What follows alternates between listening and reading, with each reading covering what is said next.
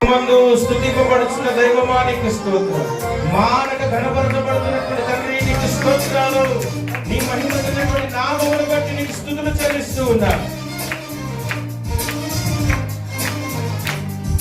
నజరేయుడా నా యేసయ్యా, ఎన్ని యుగాలకైనా ఆరాధ్య దైవము నీవేనని గలమెత్తి నీ కీర్తినే చాటెదా. నజరేయుడా నా యేసయ్యా, ఎన్ని యుగాలకైనా ఆరాధ్య దైవము నీవేనని గలమెత్తి నీ కీర్తినే చాటెదా. ఎన్ని యుగాలైనా ఎన్ని తరాలైనా ఇదిగో నీ నామాన్ని స్తుతించేటటువంటి తరములను యుగములను ఈ భూమి యందు కలగజేస్తున్న రాజా నీకే స్తోత్రాలు. ఈ తరంలో ఈ యుగంలో నీ నామాన్ని స్తుతించే బాధ్యత మాకు అనుగ్రహించావు నాయన. అందుకే నీకే స్తుతి కలుగును గాక. ఆకాశ గగనాలను నీ జయనతో కొలచితివి. రెండోసారి అందరూ కలిసి ఆకాశ గగనాలను నీ జయనతో కొలచితివి.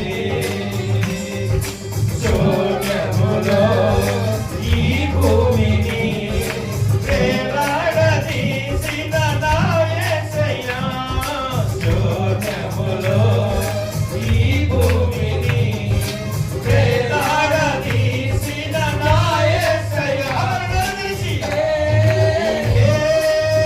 వందనం నీకే, వందనం నీకే, వందనం అందరిలో తెలిసి నీకే వందనం.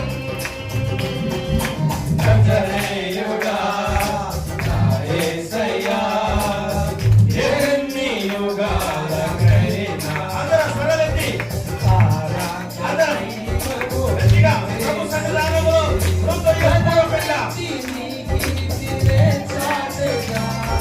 నజరేయుడా నా యేసయ్యా, ఎన్ని యుగాలకైనా ఆరాధ్య దైవము నీవేనని గలమెత్తి నీ కీర్తినే చాటెదా.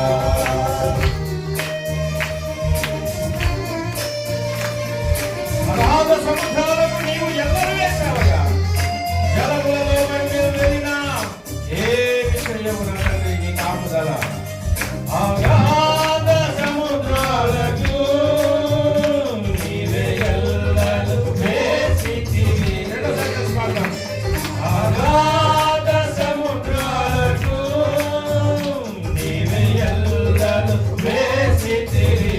తండ్రి జలములలో పడి